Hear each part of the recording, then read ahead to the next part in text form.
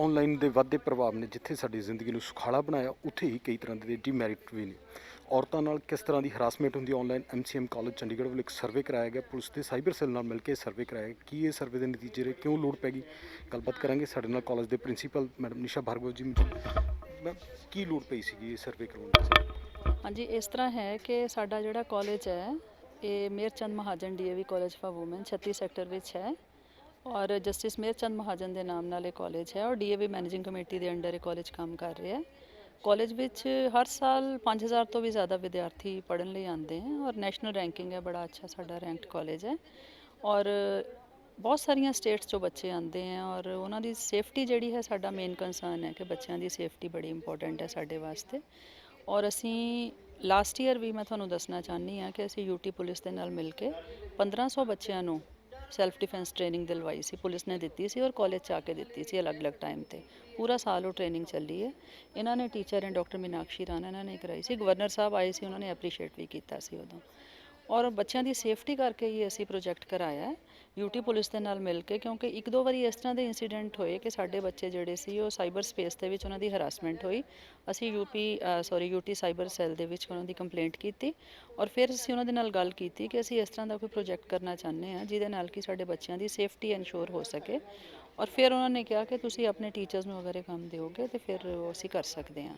ਇਸ ਕਰਕੇ ਸਾਡੇ ਦੋ ਟੀਚਰਸ ਹਨ, ਡਾਕਟਰ ਮਮਤਾ ਰੱਤੀ, ਇਹ ਹੈਗੇ ਆ ਅਸਿਸਟੈਂਟ ਪ੍ਰੋਫੈਸਰ ਕਮਰਸ ਦੇ ਵਿੱਚ, doctor Meenakshi Rana assistant professor ਹੈਗੇ ਆ ਸੋਸ਼ੋਲੋਜੀ ਦੇ ਵਿੱਚ। ਇਹਨਾਂ ਦੋਨਾਂ ਨੇ ਮਿਲ ਕੇ ਪ੍ਰੋਜੈਕਟ ਕੀਤਾ ਔਰ ਇਹਦੇ ਵਿੱਚ ਇਹਨਾਂ ਨੇ ਬੇਸਿਕਲੀ 15 ਤੋਂ ਲੈ ਕੇ 24 ਸਾਲ ਤੱਕ ਦੇ ਬੱਚਿਆਂ ਦੇ ਵਿੱਚ ਦੇਖਿਆ, ਲੜਕੀਆਂ ਦੇ ਵਿੱਚ, ਕਿਉਂਕਿ ਲੜਕੀਆਂ ਜਿਹੜੀਆਂ ਉਹ ਥੋੜ੍ਹੀਆਂ ਇਸ ਤਰ੍ਹਾਂ ਇਮੋਸ਼ਨਲ ਹੁੰਦੀਆਂ ਔਰ ਵਲਨਰੇਬਲ ਗਰੁੱਪ ਹੁੰਦਾ ਉਹਨਾਂ ਦਾ, ਇਸ ਕਰਕੇ। ਔਰ ਸਕੂਲ ਤੋਂ ਬਾਅਦ ਔਰ ਕਾਲਜ ਟਾਈਮ ਤੇ ਬੱਚੇ ਜਿਹੜੇ ਉਹਨਾਂ ਦੀ ਹਰਾਸਮੈਂਟ ਜਿਹੜੀ ਉਹ ਮੈਕਸਿਮਮ ਹੋਈ ਹੈਗੀ ਹੈ। ਇਹਨਾਂ ਨੇ ਵੈਸੇ ਸਾਰੇ ਏਜ ਗਰੁੱਪ ਜਿੰਨੇ ਹੈਗੇ ਆ ਮੈਕਸਿਮਮ ਲਾਏ ਆ, ਪਰ ਇਸ ਏਜ ਗਰੁੱਪ ਦੇ ਵਿੱਚ ਹਰਾਸਮੈਂਟ ਜ਼ਿਆਦਾ ਹੋਈ ਹੈ। ਬਾਕੀ ਟੈਕਨੀਕਲ ਡਿਟੇਲਸ ਜਿਹੜੀਆਂ ਸਟੈਟਿਸਟੀਕਲ ਟੈਕਨੀਕਸ ਕਿਹੜੀਆਂ ਯੂਜ਼ ਕੀਤੀਆਂ ਉਹ ਤੁਹਾਨੂੰ ਇਹ ਸਾਰਾ ਕੁਛ ਇਹ ਦੱਸਣਗੇ ਔਰ ਉਹਦੇ ਵਿੱਚ ਇਹਨਾਂ ਨੇ ਕੁਛ ਉਹਦੇ ਵਾਸਤੇ ਤਰੀਕੇ ਵੀ ਦੱਸੇ ਆ ਕਿ ਕਿਸ ਤਰ੍ਹਾਂ ਇਹਨੂੰ ਕੰਟਰੋਲ ਕੀਤਾ ਜਾ ਸਕਦਾ। Thank you. ਜਿਨ੍ਹਾਂ ਨੇ ਰਿਸਰਚ ਕੀਤੀ ਮੈਡਮ ਡਾਕਟਰ ਮਮਤਾ ਰੱਤੀ ਜੀ ਸਾਡੇ ਨਾਲ, ਮੈਡਮ ਇਸ ਤੋਂ ਸਿੱਟੇ ਕੀ ਨਿਕਲ के सामने आए इस रिसर्च? इसमें जो हमने सबसे पहली बात तो मैं ये बता दूं कि हमने ये रिसर्च करी कैसे है।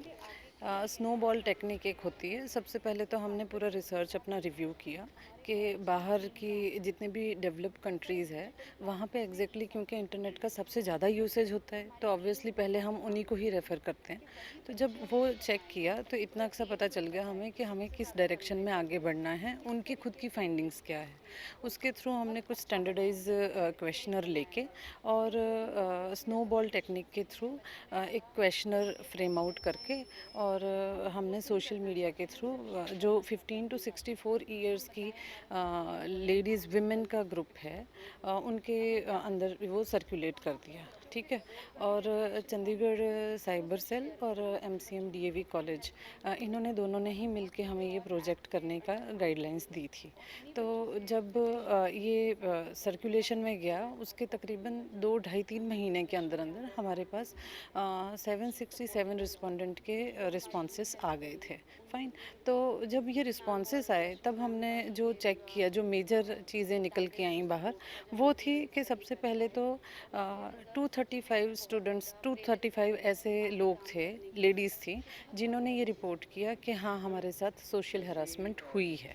नॉर्मली डिस्क्लोज़ करना ही ज़्यादातर अवॉइड करती हैं गर्ल्स और लेडीज़, पर फिर भी 235 लोगों ने ऐसे कहा कि हाँ हमारे साथ हरासमेंट हुआ है। उसमें सबसे ज़्यादा जो वनरेबल ग्रुप था वो था 15 to 24 ईयर्स की, आप कह सकते हो कि स्कूल गोइंग या कॉलेज गोइंग स्टूडेंट्स का। नॉर्मली अगर देखा जाए तो अगर हम लैपटॉप में या डेस्कटॉप में देखें तो प्राइवेसी सेटिंग्स, हम क्योंकि हमारा जो रिसर्च था वो था इंटरनेट रिस्की बिहेवियर और सेफ्टी बिहेवियर के ऊपर, ठीक है। तो जब आप लैपटॉप या डेस्कटॉप पे एक्सेस करते हो तो वहाँ पे प्राइवेसी सेटिंग्स की आपको सारी ऑप्शंस दिखाई देती हैं जो कि आपके मोबाइल में नहीं दिखाई देती। तो जो फाइंडिंग्स आई वो निकल के ये आई कि 94.5 रिस्पोंडेंट्स है जो जब भी इंटरनेट का एक्सेस करते हैं तो वो मोबाइल के थ्रू करते, तो उनको ये प्राइवेसी सेटिंग्स का पता ही नहीं होता। फाइन, तो ये एक अपने आप में ही रिस्की बिहेवियर हो गया। नेक्स्ट था कि 58% लोग हैं जो अपना जो कनेक्शन है वो प्रीपेड ले रहे हैं, जिससे कि वो अपने मतलब एक्सपेंडिचर के लिए तो वो बहुत कॉन्शियस है कि हमारा खर्चा कुछ लिमिट में रहना चाहिए। नेक्स्ट वाली जो बात थी वो ये थी कि सोशल मीडिया नॉर्मली 71% के आसपास लोग हैं, 71% रिस्पोंडेंट्स हैं जो जब भी ये यूज़ करते हैं तो वो पर्सनल कोई एरिया या प्राइवेसी में ही यूज़ करते हैं। तो इसके दो ही मतलब हो सकते हैं, या तो वो जो भी रिस्पोंडेंट्स है वो कोई ऐसी एक्टिविटी कर रहे हैं, खुद पर्सनल कोई एक्टिविटी कर रहे हैं जो वो किसी के सामने करना नहीं चाहते, या फिर वो कोई ऐसी चीज़ में इन्वॉल्व है जो अपनी फैमिली मेम्बर के सामने करने से वो डर रहे हैं। तो ये भी अपने आप में एक रिस्की बिहेवियर है। या फिर ये भी हो सकता है कि फैमिली मेम्बर्स बिजी है, उनके पास टाइम नहीं है, तो अब उन्होंने अपना एक वर्चुअल वर्ल्ड अलग बना लिया है। ठीक है। नेक्स्ट जो था कि सोशल मीडिया के प्लेटफॉर्म हमने चेक करने थे कि कौन से सोशल मीडिया के प्लेटफॉर्म हैं जिसके ऊपर ये काम हो रहा है।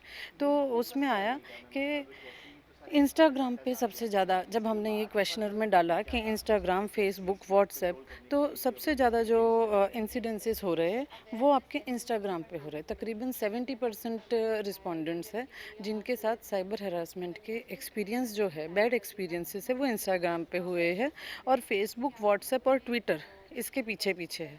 अब जब ये बात आई कि हरासमेंट किस टाइप की हो रही है, तो उसमें भी हमने कुछ ग्रुप्स बनाए हुए थे। जो ग्रुप्स में था कि आपके साथ वर्बल अब्यूज़ हो रहा है, सेक्सुअल कमेंट्स हो रहे हैं, रेशियल कमेंट्स हो रहे हैं, ब्लैकमेलिंग हो रही है या डिफेमेशन हो रही है। तो उस केस में ज़्यादातर सेक्सुअल कमेंट्स 50% रिस्पोंडेंट्स ने बोला, और 47% रिस्पोंडेंट्स ने वर्बल अब्यूज़ की बात की कि उनके साथ वर्बल अब्यूज़ हो रहा है। जब ये बात हुई कि जब आपके साथ ये होता है तो आप ये चीज़ किसके साथ शेयर करते हो, क्योंकि जब तक आप शेयर नहीं करोगे तब तक किसी चीज़ का सॉल्यूशन नहीं लेके आया जा सकता। तो जब ये सॉल्यूशन की बात हुई तो उस केस में 37% रिस्पोंडेंट्स ने बोला कि हम ये जब भी कोई भी इंसिडेंट हुआ तो हम ये फैमिली मेम्बर्स के साथ डिस्कस ही नहीं कर रहे, उनको डिस्क्लोज़ ही नहीं कर रहे। ठीक है। और अभी भी 52% रिस्पोंडेंट का ये मानना है कि अगर किसी को भी हम रिपोर्ट करें, अगर हमारी फैमिली मेम्बर्स को ना बताया जाए तो हम उस चीज़ को जल्दी से जल्दी रिपोर्ट करेंगे। तो ये सारी की सारी मेजर फाइंडिंग्स थी हमारी स्टडी की। ਕਿਤੇ ਨਾ ਕਿਤੇ ਇਹ ਕਿ ਜੋ ਪਰਿਵਾਰ ਘੱਟ ਸਮੇਂ ਦਿੰਦਾ ਉਹ ਵੀ ਇਹਦੇ ਲਈ ਜ਼ਿੰਮੇਵਾਰ ਨੇ। हाँ जी, हाँ जी, बिल्कुल बिजी शेड्यूल्स कह सकते हैं, जी अजकल की स्पीडी लाइफ हुई है, वो कह सकते हैं कि वो भी जिम्मेवार है ही है। ਸੈਂਪਲ ਕਿੰਨੇ ਲੋਕਾਂ ਦਾ ਲਿਆ? 767 ਰਿਸਪੋਂਡੈਂਟਸ ਦਾ ਆਇਆ ਸੀ। ਹਲੇ ਇਹ ਸਟੱਡੀ ਚੱਲ ਰਹੀ ਹੈ ਤੇ ਅੱਗੇ ਦੇਖੋ ਹੋਰ ਅਸੀਂ ਇਹਦੇ ਚ ਆਪਦੇ ਜਣੀ ਹੋਰ ਇਨਪੁਟਸ ਪਾਉਣਾ ਚਾਹੁੰਦੇ ਹਾਂ। तो ਜਿਵੇਂ ਕਰੋਨਾ ਦੌਰਾਨ ਜ਼ਿਆਦਾ ਵੱਧ ਗਿਆ ਮੀਡੀਆ ਦਾ, ਸੋਸ਼ਲ ਮੀਡੀਆ ਤੇ ਪਲੇਟਫਾਰਮ ਤੇ, ਉਸ ਦੌਰਾਨ ਵੀ ਕੁਝ ਘਟਨਾਵਾਂ ਜ਼ਿਆਦਾ ਵਧੀਆਂ ਨੇ। ਐਕਚੁਅਲੀ ਜਿਹੜਾ ਅਸੀਂ ਕੁਐਸਚਨਰ ਬਣਾਇਆ ਸੀ ਨਾ ਸਰ, ਉਹ ਬਣਾਇਆ ਸੀ ਲਾਸਟ 12 ਮੰਥਸ ਦਾ, ਕਿ ਲਾਸਟ 1 ਸਾਲ 'ਚ ਤੁਹਾਡੇ ਨਾਲ ਕਿਹੜੀ ਘਟਨਾ ਘਟੀ ਹੈ। ਤਾਂ ਇਸ ਕਰਕੇ ਡੈਫੀਨੇਟਲੀ ਇਸ ਜਿਹੜਾ ਅਸੀਂ ਰਿਪੋਰਟਾਂ ਦੇਖੀਆਂ ਉਸ ਹਿਸਾਬ ਨਾਲ ਘਟਨਾ ਤਕਰੀਬਨ ਡਬਲ ਹੋ ਗਈਆਂ ਨੇ। ਪਰ ਜਿਹੜੀ ਸਾਡੀ ਸਟੱਡੀ ਸੀ ਉਹ ਸਿਰਫ ਲਾਸਟ 1 ਈਅਰ ਦੀ ਸੀ, ਤਾਂ ਉਹਦੇ 'ਚ ਆਪਾਂ ਕਰੋਨਾ ਦਾ ਮਤਲਬ ਅਸੀਂ ਖੁਦ ਆਪਣੇ ਤਰਫੋਂ ਕਰੋਨਾ ਨੂੰ ਜ਼ਿਆਦਾ ਕਸੂਰਵਾਰ ਨਹੀਂ ਕਹਿ ਸਕਦੇ। ਤੇ ਕਿਤੇ ਨਾ ਕਿਤੇ ਵੀ ਹੈ ਕਿ ਉਹ ਜੋ ਕਾਨੂੰਨ ਦਾ ਸਹਾਰਾ ਨਹੀਂ ਲੈ ਰਹੇ, ਕੋਈ ਐਫ ਆਈ ਆਰ ਨਹੀਂ ਦਰਜ ਕਰਵਾ ਰਹੇ, ਇਸ ਕਰਕੇ ਵੀ ਘਟਨਾ ਵੱਧ ਰਹੀ। ਹਾਂਜੀ, ਕਿਉਂਕਿ ਉਹ ਐਕਚੁਅਲੀ ਉਹੀ ਹੈ ਨਾ ਕਿ ਫੈਮਿਲੀ ਮੈਂਬਰਸ ਨੂੰ ਉਹ ਦੱਸਣਾ ਹੀ ਨਹੀਂ ਚਾਹੁੰਦੇ। ਤੇ ਜਦੋਂ ਫੈਮਿਲੀ ਮੈਂਬਰਸ ਕਾਨੂੰਨ ਦਾ ਸਹਾਰਾ ਵੀ ਲੈਣ ਜਾਣਗੇ ਤਾਂ ਪਹਿਲਾਂ ਤਾਂ ਫੈਮਿਲੀ ਮੈਂਬਰ ਨੂੰ ਤਾਂ ਦੱਸਣਾ ਹੀ ਪੈਣਾ ਹੈ। ਤਾਂ ਦੇ ਆਰ ਨਾਟ ਇੰਟਰਸਟਿਡ ਕਿ ਅਸੀਂ ਫੈਮਿਲੀ ਮੈਂਬਰਸ ਦੇ ਨਾਲ ਸ਼ੇਅਰ ਕਰੀਏ। ਇਸ ਸਰਵੇ ਨੂੰ ਲੈ ਕੇ ਕੀ ਸੁਝਾਅ ਦਿੱਤੇ ਗਏ, ਗੱਲਬਾਤ ਕਰਾਂਗੇ। ਸਾਡੇ ਨਾਲ ਡਾਕਟਰ ਮੀਨਾਕਸ਼ੀ ਜੀ ਮੌਜੂਦ ਨੇ। मैम की सुझाव देते हैं फिर? सर हमने सुझाव यही दिया है कि हमने ये स्टडी लड़कियों पे की हैं और लड़कियां हमने ये महसूस किया वो बहुत कंफर्टेबल नहीं है रिपोर्ट करने में। तो सबसे बड़ा सुझाव यही था कि इंटरनेट की दुनिया इतनी तेज़ी से बदल रही है, नए नए ऐप रोज़ आ रहे हैं, अवेयरनेस करने की ज़रूरत है। एक फ्रेंडली हेल्पलाइन हमने रिकमेंड की है कि सिर्फ रिपोर्ट के नज़रिए से नहीं, एक फ्रेंडली हेल्पलाइन शुरू की जाए जिसमें लड़कियों को कहीं भी परेशानी आती है, गलती से कुछ ऐप डाउनलोड हो जाता है, कोई पिक्चर सेंड हो जाती है, कोई मैसेज चला जाता है, तो वो फ्रेंडली हेल्पलाइन पे कॉल करके पूछ सके कि इसका हल क्या हो सकता है। दूसरा, हमने उनको एक मोबाइल ऐप बनाने की सलाह दी है ताकि रिपोर्टिंग आसान हो सके, क्योंकि बहुत मामलों में हमने ये पाया है कि लोग साइबर सेल पे प्रॉपर जैसे पुलिस स्टेशन वाली छवि उनको लगती है, तो मोबाइल ऐप में ही बाय डिफ़ॉल्ट अगर एक चंडीगढ़ पुलिस का ही ऐप आ जाए जिसमें जैसे ही कोई अनप्लेजेंट एक्सपीरियंस होता है वो उसको साथ के साथ रिपोर्ट कर सके, ये हमने सुझाव दिया है। और तीसरा सुझाव ये दिया है कि सर जैसे इसमें निकल कर आया सबसे बड़ा जो ग्रुप है वो 15 से 24 वाला है, मतलब कॉलेज और स्कूल गोइंग स्टूडेंट्स के साथ ज़्यादा हो रहा है, तो हम चाहते हैं साइबर ट्रेनिंग करिकुलम का एक हिस्सा बने ताकि सभी स्कूल्स में और कॉलेजेस में ट्रेनिंग दी जाए, क्योंकि इंटरनेट हमारी आम जिंदगी का हिस्सा बन गया है।